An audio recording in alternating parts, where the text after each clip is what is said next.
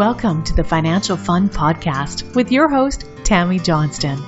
This is where Tammy talks with business owner parents and grandparents about the interesting and important subject of money. We promise this to be an interesting and open discussion, as that's how we learn best. And now, here's your host, author of the Financial Foundations. Financial Foundations is a series of books to teach kids about money, goal setting, and living a balanced life. Find out more at financialfun.ca. Here's Tammy Johnston.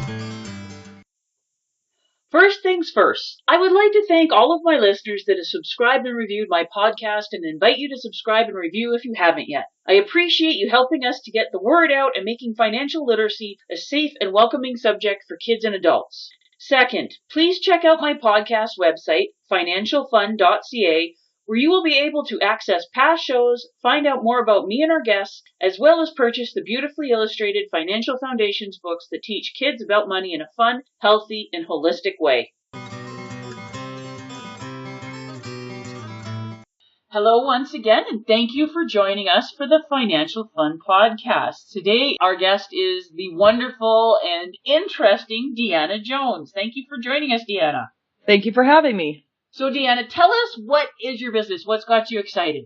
My business is Jewelry for Life. I started my own jewelry company after years of doing direct selling and realized there's a demand for women who have an inner geek, who love, geeky jewelry, like comic book jewelry, sci-fi jewelry, and all that stuff. But they also want jewelry to go to work with and to go out with. And a lot of companies don't have that much stuff. So we decided to have everything in one store that satisfies all your needs. So Jewelry for Life, high tops, high heels, whatever you need. And our logo is kind of like high tops to high heels, jewelry for your life. Very cool. As a woman with a huge, massive inner geek, I can totally appreciate that. Like, my husband and I are such nerds that we actually had a bit of Star Trek theme worked into our wedding. Like, how pathetic is that? Yeah, we have people that, we do Star Trek stuff. So we have, Star Trek pocket watches. We go to the Volcon convention, which is all Star Trek. Yeah. And we carry a lot of Star Trek jewelry. And anything comic book, anything. We're getting more into anime because a lot of people are looking for anime. So that's kind of where we're going. You can always check out our website, bringingbeautytoyou.com, which has an online store, so you can kind of take a look at what we have. I've revamped the website a bit, so it's easier to look at everything. It's in their own category now instead of scattered everywhere, so that helps. Definitely simplified. And you ship everywhere, correct? I ship everywhere. In Calgary, Airdrie, in Cochrane is free delivery. I will hand deliver, I will drive and deliver it myself. Ooh. Anywhere else, it's a minimum $3.50 shipping cost. If it's a large number of things, then we might have to alter the shipping, but usually it's about $3.50 to ship. We're open 365 days a year. So in case that when people pop in at Christmas time and you weren't expecting them, yeah, and you need that gift, give me a shout. All good. And what's your family situation, Deanna? I've been married for 23 years to my husband, Dan. We have two lovely children, my boy Victor, who's 8, and my daughter Yvonne, who's 7. Yes, they're a year apart, which it can be difficult having them that close, but it's great too because they're each other's best friend and each other's worst enemy. So, but it's a good family life. I mean, we weren't expecting we didn't want to have children when we first got married, and then all of a sudden we decided to go for it and do it. So. And obviously it has worked out for you. The children are still alive and you haven't tried to sell them. I've killed plants, but I haven't killed my children, so we're good. I think that I've never thought about with the daughter. She frustrates me a little bit because I am dealing with a teenager who speaks to me in very fluent eye rolls. But yes. I always kid people. I'm going, I don't believe in divorce. I do believe in murder, and I'm really good at dealing with bodies. Yeah, my 7-year-old daughter acts like she's 18. She is very much like me. She's fluent in sarcasm, so, and eye rolling, yes. So I get a lot of attitude from my daughter. Not so much from my son, mostly from my daughter. So I only have the daughter, so that's what I deal with. She is pretty good at it. It's such a blessing and a curse because there's so much of me in her, and I'm going, oh, damn it, this is going to come back and bite me in the arse. Yeah, well, sometimes I go look at my son and I'm like, oh, he's so much like his dad. Because, I mean, Victor he likes to do drawings and he's getting so great at art and he's doing all this other stuff. And then I'm like, I don't see much of me in him. And all of a sudden he's like, can we watch the movie Aliens? And I'm like, oh, there I am. Yeah. Or he'll trip out a pebble and I'm like, oh, there I am again. Okay, so we're good. So there is some of me in there. So there's always some of each parent, but yeah, it's typically one is a bit more dominant. Like my daughter is very, very much me, but then there's some things that are just, oh yeah, there's Greg. There's a big streak of Greg right there. And I've raised nerds. So we went and saw the Batman Lego movie. And both my kids in the movie theater yelled out, Dalek! So I know I'm doing something right. So, and people just kind of looked at them and I'm like, yeah, Hey, you know what? Raising geeks, you could do a whole heck of a lot worse. Yeah, and then so they're wonderful. They make everything worth it, And they contribute a lot to the store too. Oh, so tell me about that. How are they contributing that way? What they do is, like, they'll say, oh, Mom, I really like, we watch Disney XD a lot. Okay. And one of my daughter's favorite shows is Star Butterfly. And she's like, we don't have any Star Butterfly stuff in our store. I'm like, oh, well, maybe we'll have to look at that. And then my son goes, Mom, we need bugs and resin necklaces and keychains and stuff like that because, boys like bugs. Oh, so they're thinking about how to expand your marketplace and things like that. They are, and they're involved too because one thing that we try and do is we want to involve them because we want it to be a family business. So I want to teach them early about marketing, buying stuff, looking at, things, and selling too. Because when they come to the cons, the expos and stuff like that, yeah, they'll come to the table and they'll help sell things. Oh, children are the best salespeople. They are, and they're cheap. We're not supposed to let that secret out that we exploit our children as slave labor. I know. But, like I said to my daughter, I said, when you grow up, what are you going to do? And she's like, well, I want to be a veterinarian, but I also want to help build your business. And they're using words like that now, which makes me happy that we're teaching them about building a business. They'll wear like jewelry at school, like some of their necklaces and stuff that they get from me, and other kids will go, where'd you get that from? And Victor's like, oh, my mom, she sells this, and her website is, and he's memorized my website. Oh my goodness. Well, his friends are probably still a little bit young to have their own smartphones and stuff. But I know. Soon they'll be able to just give me your phone, I'll punch in the website for you. I know, but and some of his teachers will say, oh, that's a really cool necklace, and he's like, oh, my mom does it, and and then all of a sudden I have a teacher asking me after school about my jewelry, right? Oh my. So, yeah, or parents will come up to me and say, well, my son said that you have a store that you got, this, and I'm like, oh yeah. So when the fidget spinner craze came out, yeah, I had got my kids a couple of fidget spinners, and they were small and not, like, there was no holes in them, they were small and that kind of stuff, and all these parents kept coming up to me and ordering them. Oh my. Yeah, I was really, I was like, wow, I didn't want to sell fidget spinners. That's marketing that works, dear. That's marketing that works. It works. Send my kids to school with stuff, and then hopefully the parents will see it, and then, Yeah, the little fashion models. Yes. So obviously they are very much paying attention to the business and stuff like that. What are some of the other questions and comments that you're hearing? Because they're being 7 and 8, that's quite young. Like, most people would never think about kids paying attention or asking stuff like that. And I'm going, you're underestimating kids then. You really are. I mean, they're smart kids. When they ask, like, what do I do for a living? Like, when people ask, what does your mom do for a living? My kids say, well, my mommy works from home. Or, Victor's getting to learn the word entrepreneur. Oh, that's one of my favorite words, personally. And I say, well, I'm an entrepreneur, but you should say a mommypreneur. A mommypreneur. Because I'm a mommy and an entrepreneur, so I'm a mommypreneur. Yes, you're a mommypreneur. And part of our thing is, like, when they're in shows and stuff like that, and they ask financial questions too. I mean, they do ask, how are we paying for this? How are we doing this? And I'm also teaching them how to save money, because when they want to go to these expos, mm-hmm, they have to learn. I say, well, you need to save your money, because if you want to buy something, you have to have money, right? Yep. And I said, that's why mommy works and daddy works, is because we can't buy things without money. So they're starting to learn how to save things. And now, because usually they would go and they would just run and buy the first thing they saw at the expo. Now I'm saying shop around, look around, know your money, know where, know how to spend it properly.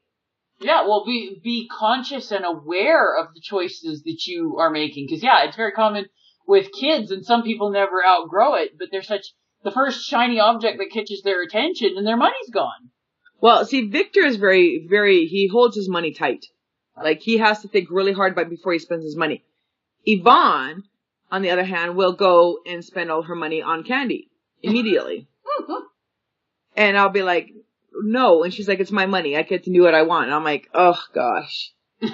So trying to get her to actually save some money is really hard. But for him, he'll hold on to it and he'll save it. We'll go out and there'll be something that he'll want.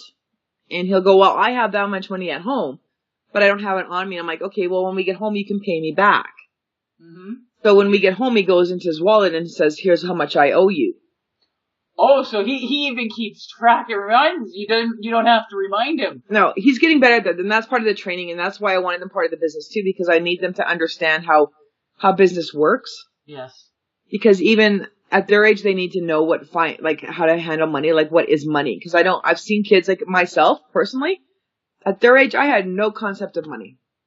Most don't, because parents completely shelter the kids from it, and then we send them off out into the big bad world, and they don't have a clue about anything. Well, I mean, and like the books that you wrote, we Dan and I both read them, and we were going, if I knew this stuff when I was younger, our lives would have been a lot different than they are now. Yeah, exactly. That's one of the main reasons I wrote the books, because I'm going, we need to start educating and just opening up the conversation much, much sooner. Like, it's not an option. It is an absolute necessity. Yeah. And we talk about credit cards because, like, we'll go shopping and Yvonne's like, how are you paying for that, Mommy? And I'm like, well, I'm paying with my bank card. Is that the same as a credit card? No, a bank card is different than a credit card. And so I've explained to them what a credit card versus a bank card is. Oh, my. Because they catch on to things, and I don't think people realize how much children actually see. I don't tell my children, this is how much my mortgage is or this, because they don't need to know that. Yeah. What they need to know is that a credit card means you're borrowing money from somebody else. Yeah. And you have to pay it back, and if you don't, you're going to be paying a whole heck of a lot more. Yeah. And you have to pay them back. And it's funny because Victor says, well, it sounds like, the bounty hunters, like Jabba the Hutt. Because you borrow money from Jabba the Hutt, and then Jabba the Hutt sends people after you to collect the money that you owe them. And I'm like, yeah, but the banks aren't that bad. I was actually going to say Jabba the Hutt's friendlier. That's what I was going to say. I mean, but it's funny because when we talk about that, and then he references Star Wars and other stuff, and it's all about them, having something to look at and go, okay, I understand the reference now. Yeah. Right? Jabba the Hutt, you borrow money from him or whatever. Yeah. And you owe him money, then you get, then you can end up like Han Solo. Yeah. If you don't pay it back. But I mean, it's a point of reference, right? So it helps them understand. I mean, and that's what I think too, is that parents need to open up to their kids about what's going on. I mean, don't give them all the dirty details because kids don't need that on them. No, and especially when they're younger, they wouldn't understand it anyways. But the more you talk about it and they learn the concepts and how to ask questions. Like you said, a lot of kids think that the credit cards are just the magic machine that let you pay for everything, and that's the only concept they have of it. Mm-hmm. Yeah, and and if they don't have money, like if we go out and they don't have any money to buy something that they want, then I say, well, then you need to do chores. Then you need to work for that. Mm-hmm. So we're teaching them that, because I said, if Daddy didn't go to work, Daddy wouldn't get any money, so then we wouldn't have, food, housing. I said, so if you want stuff, you have to work for it. Yep. And I said, like, when we had our children, like when, I got laid off in 2008 and we decided to have children, it was a tough go because we had one income now and having children, right? Yep. And you're used to having no children and two incomes. Yeah. And, so, I mean, we've had to, tighten our belts a lot and more over the years too with the kids and stuff. But I mean, the thing is, I'm choosing to stay home. I'm trying to, do my business. My husband is very supportive of me running my business. Mm-hmm. He's doing all that he can to make sure that I'm not feeling guilty. Which is absolutely wonderful, and being able to balance that out. It's tough. I mean, when I'm doing shows on the weekends, which are mostly when my shows are, he takes the kids. He's taking care of the kids. That's his job. That's his part of his role in the company, other than, financing me a little bit. Yeah. Is to help take care of the kids. Like he says, my job during the week is to take care of the kids. His job on the weekends when I'm working is to take care of the kids. Yeah. And a lot of people, it doesn't work for everybody, right? I don't want to get up another full-time job and miss out on things that I should be doing, especially within the community too, with helping kids at the school, helping them learn to read and all that kind of stuff and doing all that volunteering. Yeah. I need to be able to do that too. And if I'm working full-time, I can't do that.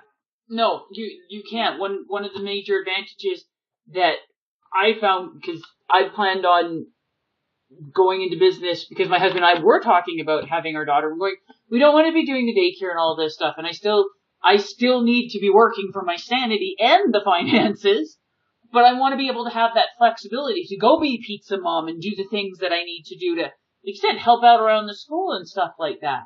And having my own business and setting my own hours, which are usually insane and way longer than normal people that work.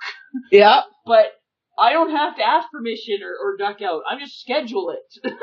Yeah, I mean, if I'm up to 1:00 in the morning working on my website, it's because I want to. It's not because, I'm on a deadline. It's because maybe they had a school field trip and I went on the school field trip for the day. Yeah. And said, I'm not working today. And what do the kids think of how you are balancing the time and stuff? Like, do they notice that, yes, you make sacrifices, but you're able to be a lot more involved than some of the other kids' parents for the simple fact that you do set your own hours? Well, they love it. I mean, because they can, like, the teachers too, like the kids and the teachers know that they can rely on me. Yeah. They know they can come to me and say, hey, we're in a bind. We got an in-school, field trip. Sorry for the late, short notice, at 8:45 in the morning. They're like, we have an in-school field trip for short parents. Can you come and do this at 10 a.m.? Yeah. They know I can do that. And the kids know I can just kind of pop in there, and they know that I'm home, right? They know that I'm here for them, and that anything happens that I'm going to come get them. If Dan's home, he's there too. They like it because they like having me somewhere near. And that's hard for them when they go back to school because they're with me all summer. That when they go back to school, they miss me. I have an introvert who barely speaks, so she's like, "Oh, you're here, are you?" I'm looking forward to those days where my kids, put me on complete ignore, but not now. It's like, yeah, not yet. You're not ready for that. Right now, it's still like my daughter will be sitting on the couch and her drink will be on the table, and she'll be like, "Can you get me a drink?" And I'm like, "Why can't you just bend over and get it?" Yeah, I don't. One of my favorite things for my daughter, when she'll be her little goofy self and stuff like that, she'll ask for something that's right in front of her or whatever, and I'm going, "Turn around." Nope, I don't see no anvil tied to your ass. You can go do it yourself, princess. My favorite one is you have 2 legs and a heartbeat. Go. Yeah. But yeah, no, and being able to, be home and being able to be available for them at school, and then being able to work from home and not having a boss. Like, I can go drop them off and come home. Yep. And sit in front of the computer and work all day long. And then run and go get them. And, our work in my bedroom, like having the technology that we do now, I can build my website anywhere. I can do work. I mean, even when we're on field trips, when the kids are eating lunch, I might do work while they're eating lunch, right? Oh, yeah. My smartphone has been wonderful because I get my email on it and I'm going, okay, I can deal with an email from my cell phone while, a field trip or out and about. It just allows me to have that freedom, like the technology, the internet. Oh, yeah. But I mean, like for me, like because with having my business online and having it through Square, I can do a lot of things. Like I can pull up and adjust my website on my iPhone or on my iPad, or answer questions and all that stuff while I'm out and about. So my business is on the go with me. Yeah. And I mean, I may not be able to add, do like add photos and, on that kind of stuff while I'm out and about, but I can certainly answer questions. Give it a little bit. I'm sure they'll figure that one out too, dear. I'm sure I can figure. It's not that I don't know how. It's not that I can't do it. It's like I haven't tried yet because I don't want to be. I don't think I'm ready to take that step where I'm always out and I'm like, oh, I got to do this and on the, I'd rather just do that at home. Yeah. No, I fully understand. Yeah, it's tough sometimes not to, want to work while you're with the kids and stuff, but it's easy. Like my job now gives me the flexibility to be able to do that, to go out and work while I'm with the kids and work at home and like out and about. So I don't get stuck at a desk. I'm not stuck at a 9-to-5 job. I'm stuck on a whatever time I want to job. And I encourage our company also, I'm starting to encourage local artists that maybe can't afford to go to the Comic-Cons and those expos, which are up to $1,000 for a table. Yeah, they can be quite pricey. They can be, I know they can be quite pricey. I just had to pay out a bunch. Encouraging them, if they can't afford the table, that I consign to them. Mm-hmm. So I let them put their product on our table. Oh. And with their cards and everything. So local artists are getting out there. Yeah. That are making jewelry or making stuff, but can't afford the table, but I will put some of their stuff on our table and promote them and also my Facebook page. I promote them too on our Facebook page. Check out local artists so-and-so. You can buy some of their products from our store. Yeah. Because not everybody has the funds to do that. And if I help promote local artists, it's helping them. It's, giving them a hand up. And it doesn't hurt me to do any of that. No, and that's what more people need to get. It's helping one another. If it's a good business and stuff like that, especially when they're just starting out and they're learning and it's things like that. And I love what you're doing with that. That's how more businesses and people need to interact. It's win-win all the way around.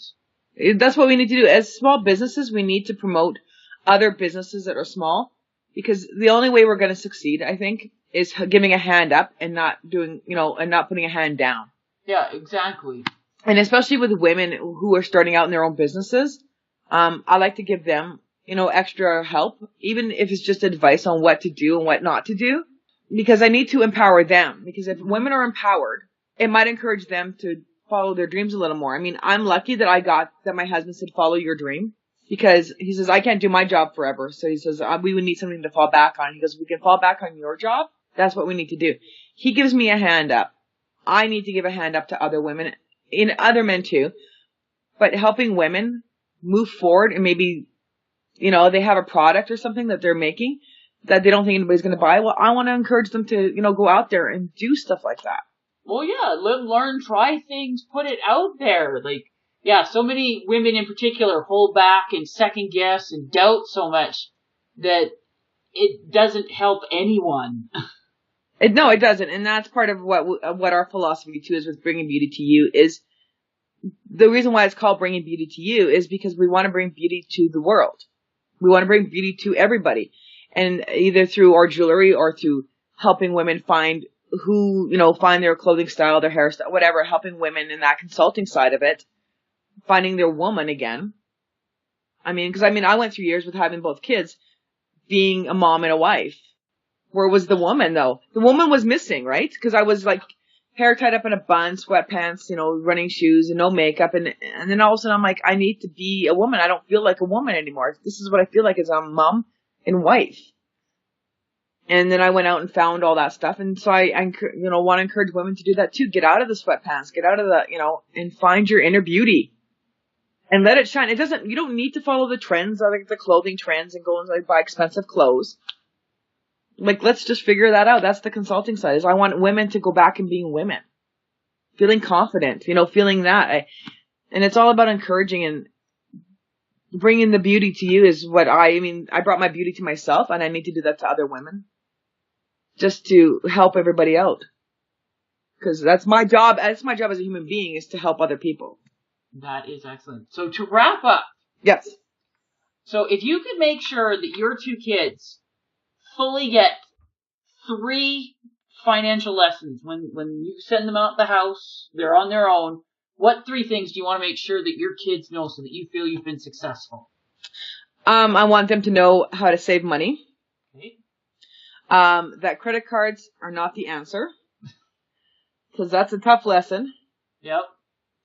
And to be wise about where they spend their money. Those are the things that I think they need to know. I mean, those are things that I wasn't taught. So saving money, credit cards are bad, and knowing, how to spend your money properly.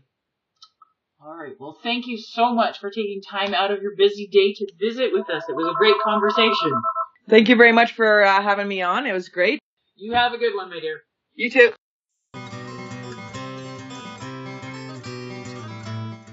Before we leave each other, I would ask all of you listening to please subscribe to and rate my podcast. A review would be most appreciated, and feedback is always welcome. Whether it be a comment, future topic suggestions, and or questions you or your kids would like to have answered in the Ask Tammy column on the financialfund.ca website.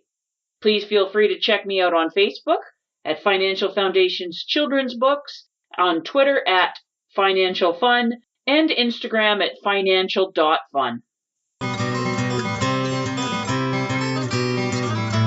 Thank you for joining us for this episode of the Financial Fun Podcast. Join Tammy Johnston again next week.